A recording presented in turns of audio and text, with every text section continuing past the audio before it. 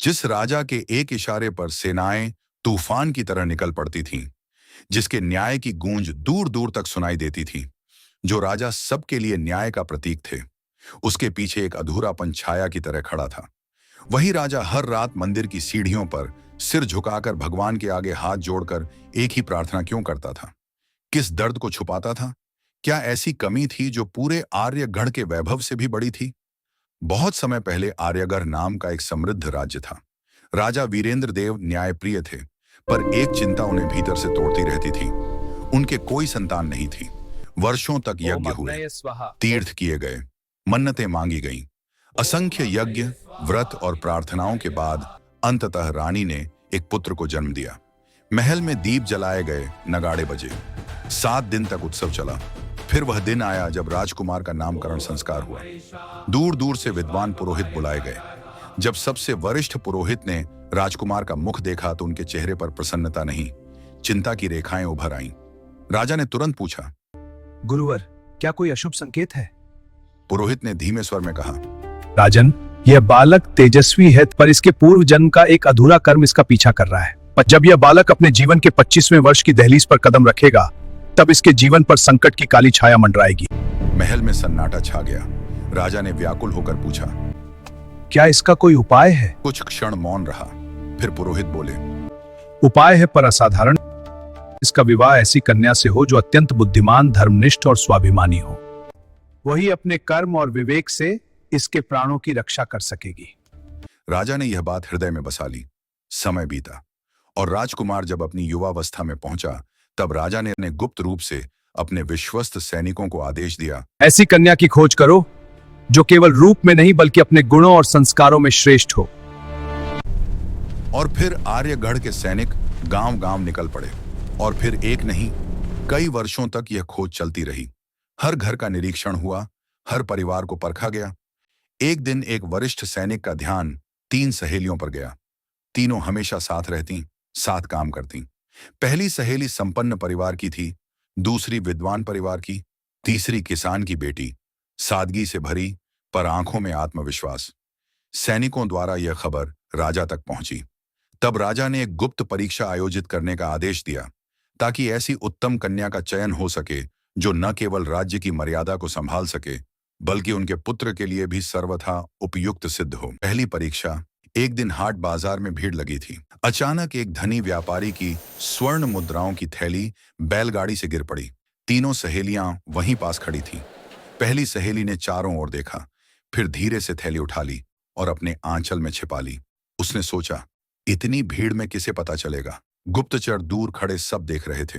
अब बारी थी दूसरी सहेली की। कुछ दिनों बाद नदी किनारे खेलते खेलते एक बालक फिसलकर पानी में गिर पड़ा। दूसरी सहेली घबरा गई।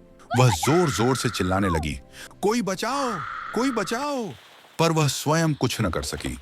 कीमती गहने भीगने के डर से वह आगे न बढ़ी। तब तक गांव का एक युवक कूदकर बालक को बचा लाया।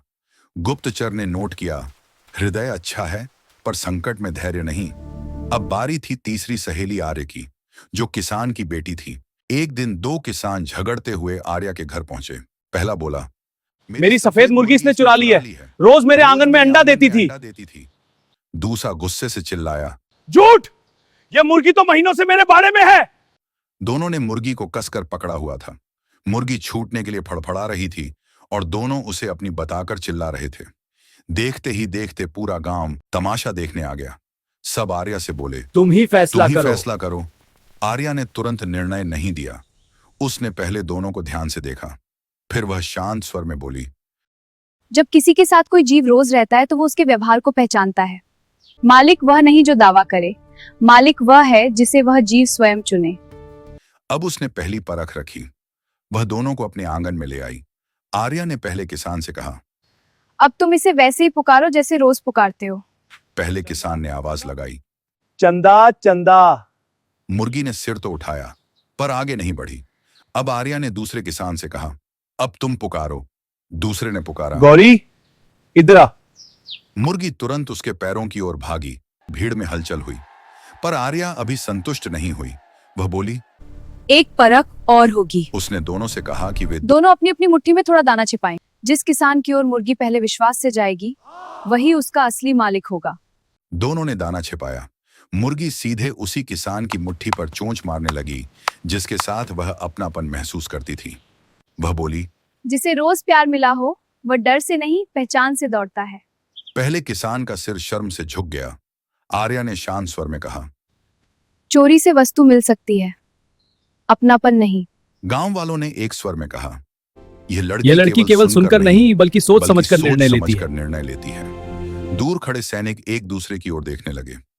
यही वह कन्या है जिसकी वे तलाश कर रहे थे। तुरंत यह समाचार राजा तक पहुंचा और उन्होंने बिना देर किए किसान को दरबार में उपस्थित होने का आदेश दिया। किसान घबराया हुआ दरबार में पहुंचा। उसके चेहरे पर संकोच साफ झलक रहा था। राजा ने शांत स्वर में कहा, किसान, हमने तुम्हारी पुत्री की असाधारण बुद्धि, साहस और न्यायप्रियता के बारे में सुना है। ऐसी गुणवान कन्या इस राज्य के भविष्य के लिए अनमोल है, इसलिए हम तुम्हारी पुत्री का विवाह राजकुमार से करना चाहते हैं। किसान झुके हुए सिर और धीमी आवाज में बोला, मेरी बेटी तो एक साधारण किसान की बेटी है, वह राजमहल के रीति रिवाज और वैभव को कैसे निभा पाएगी? राजा ने उसकी आंखों में देखते हुए शांत लेकिन दृढ़ स्वर में कहा, हमें ऐसी वधू नहीं चाहिए जो केवल महल का वैभव संभाले। हमें ऐसी वधू चाहिए जो अपनी बुद्धि और साहस से भविष्य को संभाल सके। राजा के इन शब्दों ने किसान का संकोच दूर कर दिया।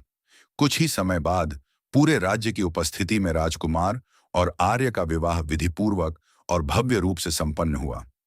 वर्ष बीतते गए और फिर भविष्यवाणी का समय आया जब राजकुमार अपने 25वें वर्ष में प्रवेश करने वाला था। राजा ने एक रात बहू को सब सत्य बताया। आर्या गंभीर हो गई। उसने कहा, यदि संकट आएगा तो मैं पीछे नहीं हटूंगी। फिर अंततः वह भयानक और निर्णायक रात्रि आ पहुंची। वह अमावस्या की अंधेरी रात थी। आकाश में चांद का कोई निशान नहीं था और राजमहल की ऊंची दीवारों पर गहरा रहस्यमय सन्नाटा छाया हुआ था, मानो स्वयं समय ने अपनी गति रोक ली हो। आर्या ने अपने पति के कक्ष में दीप प्रज्वलित किए। दीपक की लौ स्थिर थी, पर उसके भीतर संकल्प की ज्वाला प्रबल थी। वह पूरी रात राजकुमार के समीप बैठी रही। न उसकी आंखों में नींद थी, न हृदय में भय था, तो केवल अटूट प्रेम और अडिग साहस। अर्धरात्रि के उस गहन क्षण में अचानक वातावरण बदलने लगा। कक्ष में एक दिव्य शीतल प्रकाश फैल गया। वातावरण अलौकिक हो उठा और उसी प्रकाश के मध्य कुलदेवी प्रकट हुई। उन्होंने गूंजते हुए स्वर में कहा, पुत्री, समय पूर्ण हो चुका है। इस युवक की निर्धारित आयु अब समाप्त होती है। उसने तुरंत दोनों हाथ जोड़ दिए। उसकी आंखों में आंसू थे, पर स्वर में अडिग दृढ़ता थी। वह देवी के चरणों में झुककर बोली, माता, मैं एक पतिव्रता हूँ। मेरे रहते मेरे पति के प्राण कोई नहीं ले सकता। यदि भाग्य ने उन्हें मुझसे छीनने का निश्चय किया है तो पहले मेरी निष्ठा की परीक्षा ले ले। मैं प्रण करती हूँ, अपने प्रेम, अपने धर्म और अपने साहस से मैं अपने पति की रक्षा अवश्य करूंगी। तब देवी ने गंभीर स्वर में कहा, पुत्री, जो समय के विधान के विरुद्ध खड़ा होता है उसे असाधारण परीक्षा से गुजरना पड़ता है। क्या तुम हर परीक्षा के लिए तैयार हो? तब देवी ने गंभीर स्वर में कहा, तुम्हारे प्रेम और साहस ने हमें प्रभावित किया है, परंतु समय के नियम अटल होते हैं। तुम्हें 3 कठिन परीक्षाओं से गुजरना होगा। यदि तुम अपनी बुद्धि, धैर्य और सत्य से इन परीक्षाओं में सफल हुई तो इस युवक की आयु बढ़ जाएगी और तुम्हारा प्रेम मृत्यु पर भी विजय प्राप्त करेगा। और यदि तुम असफल हुई तो तुम्हें इस सत्य को स्वीकार करना होगा कि समय से बड़ा कोई नहीं होता। यह कहकर देवी शांत हो गईं। आर्या ने बिना एक पल गंवाए अपने आंसू पोंछे और दृढ़ निश्चय के साथ देवी की ओर देखा। उसकी आंखों में केवल विश्वास, साहस और अपने पति को हर हाल में बचाने का अटूट संकल्प था। पहली परीक्षा, देवी ने कहा, यदि तुम्हें राज्य और पति में से एक चुनना पड़े तो तुम किस चुनोगी? आर्या ने शांत स्वर में कहा, माता, यदि मैं केवल पति चुनूं तो राज्य अनाथ होगा। यदि केवल राज्य चुनूं तो मेरा धर्म अधूरा होगा। मैं ऐसा मार्ग चुनूंगी जिसमें दोनों की रक्षा हो।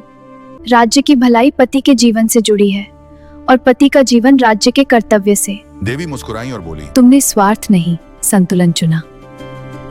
अब दूसरा प्रश्न, यदि तुम्हारा पति धर्म से भटक जाए और उसका निर्णय राज्य को अन्याय की ओर ले जाए तो क्या तुम उसके साथ खड़ी रहोगी या सत्य का साथ दोगी?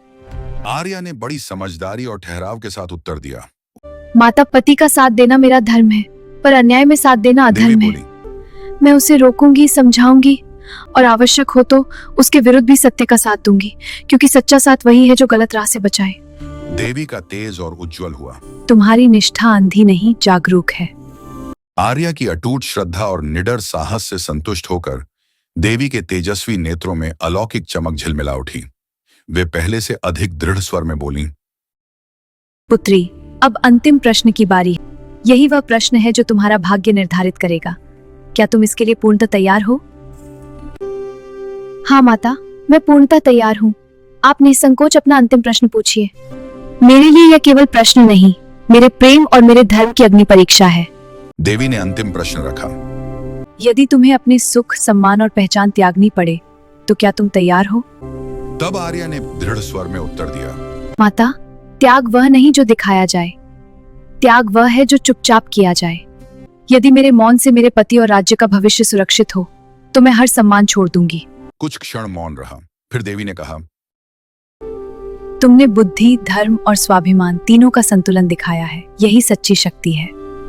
यह कहते ही वह दिव्य शक्ति प्रकाश कणों में विलीन होकर आकाश में समा गई। आर्या ने कांपते हृदय से अपने पति की ओर देखा।